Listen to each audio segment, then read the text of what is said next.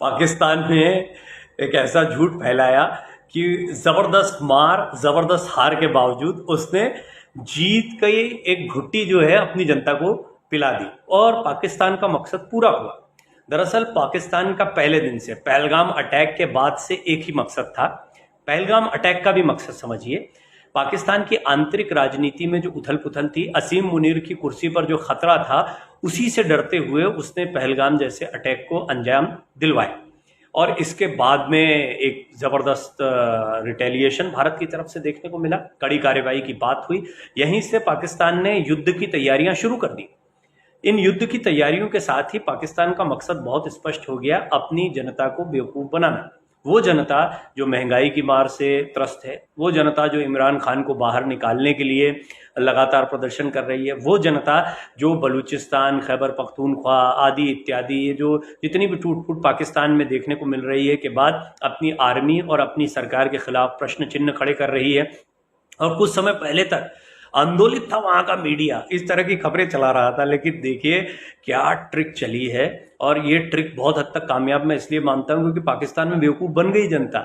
पाकिस्तान की जनता को ये बताया गया कि भारत के इतने इतने ग्रिड खत्म कर दिए, भारत के इतने प्लेन गिरा दिए गए, बहुत वहां पर प्रोपेगेंडा और झूठा नैरेटिव फैलाया गया और ये जज्ब हो गया। वहां की जनता इसको खूब शेयर करती रही, खूब खुश होती रही।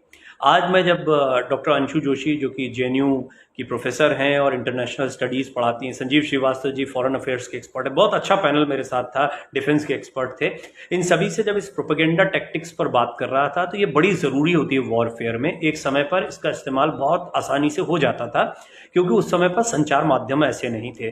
सोशल मीडिया जब से बढ़ा है, जब से हर आदमी के हाथ में सूचना बड़ी तेज़ी से आ रही है, ये माहौल बिल्कुल बदल चुका है। जाहिर तौर पर अब इतना आसान नहीं होता है किसी प्रोपेगेंडा को परोसना।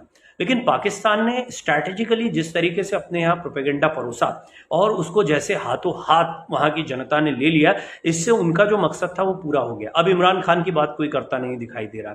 एक देशभक्ति और हमने भारत के खिलाफ लड़ाई को जीत लिया जैसे माहौल में पाकिस्तान को डुबा दिया वहां की उस सेना ने जिससे नाराज थी जनता, वहां की उस सरकार ने जिससे नाराज थी जनता, और ये उनका तरीका था। इस तरीके में वो बड़े कामयाब हुए हैं। इस मामले में तो बधाई के पात्र हैं पाकिस्तान वाले। लेकिन एक बड़ा झटका भी लगा। उनको लग रहा था कि ये सब करने के में बहुत नुकसान नहीं होगा। पाकिस्तान का जो नुकसान हुआ उससे आगे आने वाले दिनों में इस तरह के किसी नैरेटिव को क्रिएट करने की उनकी संभावनाएं पूरी तरह से खत्म हो चुकी हैं क्योंकि भारत ने अपनी ताकत को दिखाकर ये स्पष्ट कर दिया है, अगला कदम पाकिस्तान का खात्मा।